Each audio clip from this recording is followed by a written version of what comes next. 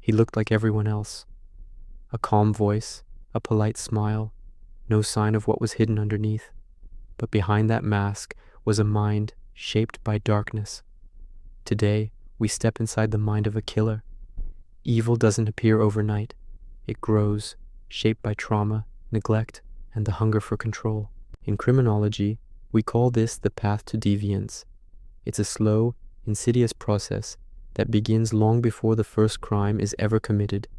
So, how does an ordinary person become capable of murder?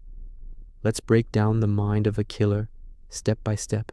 Almost every serial offender shows signs early in life: a disturbing pattern of cruelty to animals, an obsession with fire setting, manipulation, and an overwhelming need for control.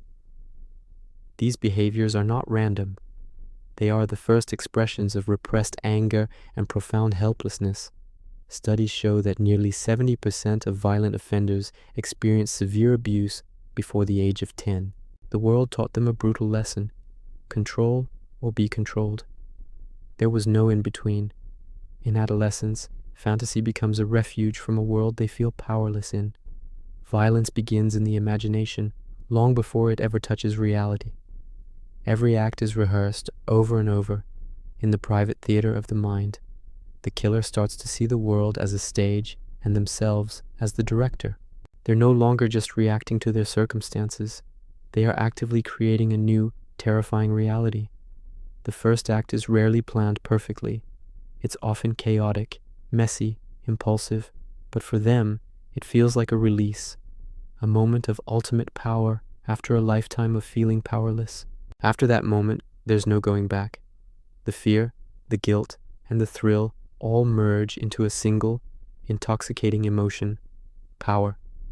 And once they've tasted it, they start chasing that feeling again and again. But not all killers are the same. Some are organized, meticulous, intelligent, and confident. They plan their crimes with terrifying precision. Others are disorganized, impulsive, chaotic, and driven by raw, uncontrolled emotion. Profilers search for patterns in their words, their actions, even their posture. A single inconsistency, a slip of the tongue, can lead to the truth, or it can hide that truth for years, buried under layers of deception.